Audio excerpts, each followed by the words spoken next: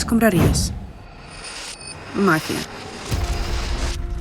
Tan aviat com les escombraries no biodegradables i tòxiques van aparèixer en el món, també van aparèixer els que guanyen diners amb això. La màfia de les escombraries. Com opera la màfia de les escombraries? Itàlia. El meu cunyat solia transportar les escombraries. Em va parlar dels beneficis que es poden obtenir en aquest camp. I jo vaig dir, perdoneu, no pot ser. Ens estem arriscant molt venent drogues i ni tan sols podem guanyar aquests diners. Fa 30 anys vaig dir als jutges que els residus són or, són diners, diners, diners, diners. Els clans mafiosos, Cosa Nostra, Camorra, Ndrangheta, compren els territoris i els converteixen en deixalleries. Encara que sobre el paper pugui semblar legítim, aquestes deixalleries es troben en la seva majoria prop de vivendes residencials i violen tota la normativa mediambiental. Una part important del negoci de la màfia de les escombraries és el transport il·legal dels residus industrials. Si una empresa vol treure els seus residus tòxics i pagar el menys possible, doncs lliura els residus a la màfia. En lloc de reciclar-los de manera adequada, però costosa, els residus s'emporten i desapareixen. Hem posat els residus en aquesta deixalleria. Quan acabem aquí, omplim aquell d'ahir. Sembla un bosc exuberant i hi ha un abocador sota. Quan aquests llocs es van desbordant, ens traslladem a uns altres, des d'aquí i fins a aquest lloc. Aquí hi ha de tot. Residus mèdics, residus radioactius, residus municipals, lots, olis, etc. Aquí hi ha de tot. Senyor, com afecta això a les persones que viuen en aquestes cases? Càncer. Totes aquestes persones moriran de càncer. L'aigua subterrània aquí està completament enverinada. Totes les famílies aquí estan contaminades. Tots i cadascun d'ells. Ningú s'escaparà. Són aquí perquè no tenen una altra opció. No tenen manera de traslladar-se a un altre lloc i se'ls obliga a morir. Morir aquí.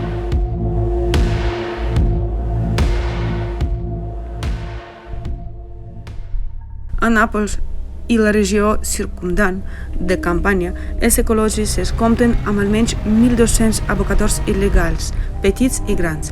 La quantitat de fòsfor, mercuri i arsènic en aquesta regió és 400 vegades superior a les normes establertes. Segons les estadístiques mèdiques, la gent d'aquí mor de càncer el doble de vegades que la mitjana nacional.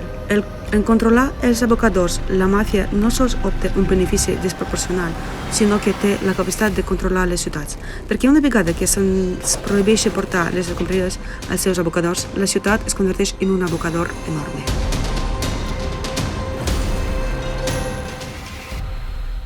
Un abocador de grandària mitjana pot produir entre 150 i 200 tones de pel·lícula cada mes. No el comprem a un preu elevat, és a dir, és d'uns 8-12 cèntims per quilo. En conseqüència, es pot multiplicar per les mateixes 100 tones 8 cèntims. És el mínim que guanyem. Això és el benefici que obtenen sols dels polímers. El paper usat es cotitza ara a uns 12-15 cèntims per quilo i els metalls preciosos, ferrosos i no ferrosos són encara més cars. Per això la gent està allà com a una mina d'or. Sí, vull dir que diuen màfia d'escombraries per una raó. No es pot entrar aquí i hi ha gran benefici i la gent mai ho renunciarà d'això perquè aquesta gent està en el punt dolç. És molt difícil aconseguir el permís per utilitzar aquest terreny per a un abocador, un polígon escombraria. Si obrim una empresa seriosa, un abocador seriós, posem l'equipament adequat, la classificació i tota la resta, llavors crec que ens visitarà ràpidament la gent dolenta i alguns organismes de controls. Els meus amics van comprar una vegada una incineradora. Portava només 3 mesos en funcionament quan va venir la gent i va prohibir el funcionament d'aquesta. Amb xantatge i altres remeis van prendre aquesta fàbrica d'escombraries i ja està.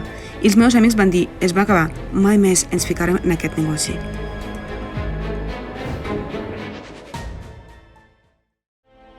Aquests són exemples privats, però no són els mateixos patrons que veiem a nivell mundial?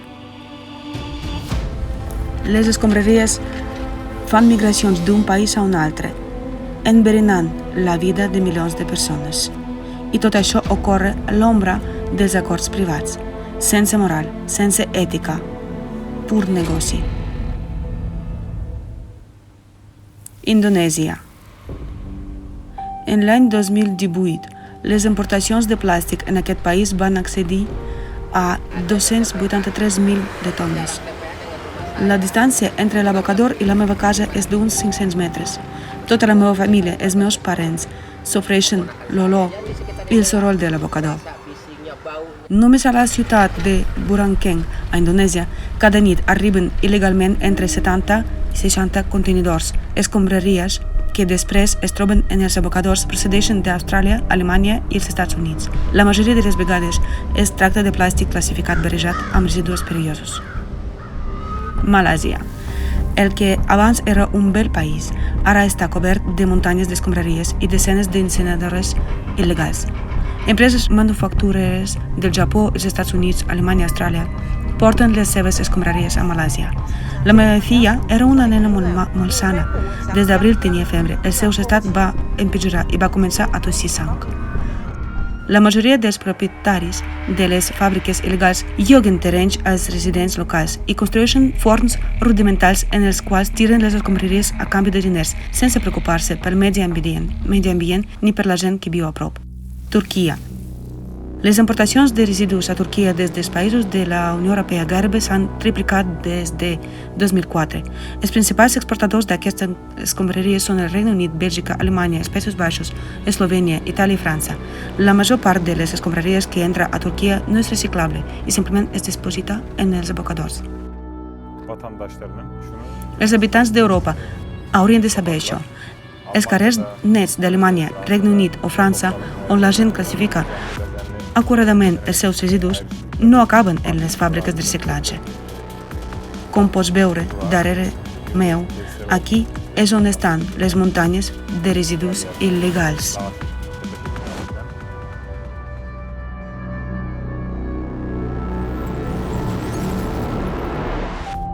Àfrica.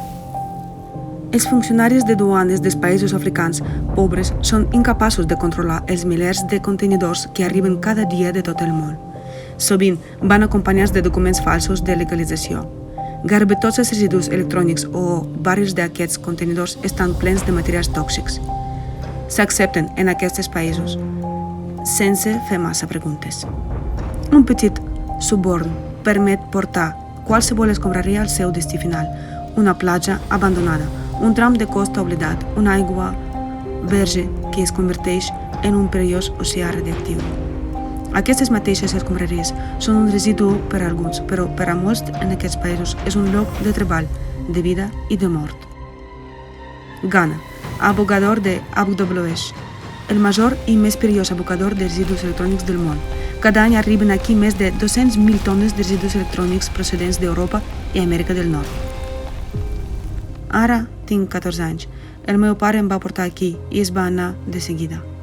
Em va deixar aquí perquè treballés sol. Va dir que tornaria un dia i em portaria amb ell a la nostra ciutat natal. Kenya.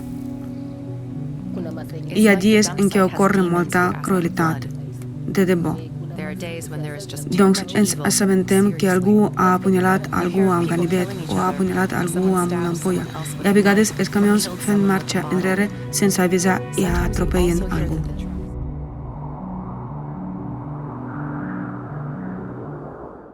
L'Índia, Alang. La drassana de trencament de vaixelles d'Alang és la més gran del món. El govern i els proveïdors estan guanyant molts diners, però hi ha dos grans problemes: l'entorn i les condicions de treball. Aquí, en 10 quilòmetres de platja, 40.000 persones desmunten la meitat dels vaixells abandonats de tot el món, amb les seves pròpies mans, peça per peça, dia per dia.